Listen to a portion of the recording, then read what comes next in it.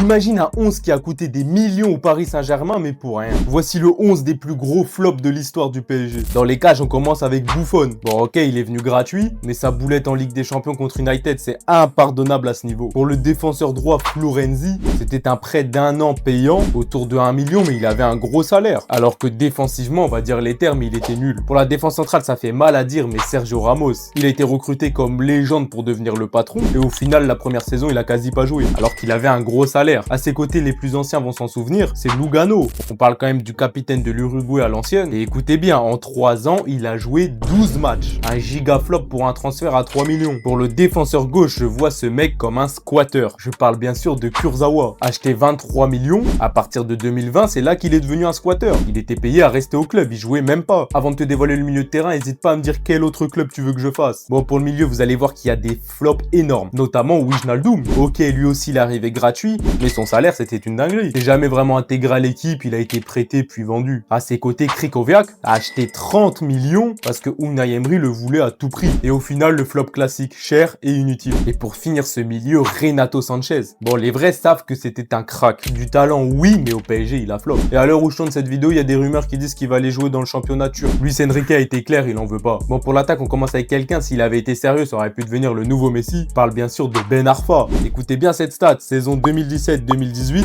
0 minutes jouées. Pas une seule. Le pire, c'est qu'il a attaqué le PSG juste après. On est obligé de le mettre dans ce 11. Pour l'ailier gauche, c'est quelqu'un qui est considéré comme le plus grand flop du Paris Saint-Germain. C'est un Espagnol et c'est bien sûr Jessé. 25 millions plus plusieurs années de salaire pour une vingtaine de matchs et 0 empreinte. Il a rien laissé. En plus de ça, il y avait des délires extra sportifs comme quoi il faisait de la télé-réalité, tout ça. Bref, un grand flop. Et pour le dernier joueur de cette équipe, je vais te le faire deviner. C'est un Français acheté 90 millions d'euros alors qu'il n'a même pas mis 10 buts sur la saison. Dis-moi qui c'est en commentaire.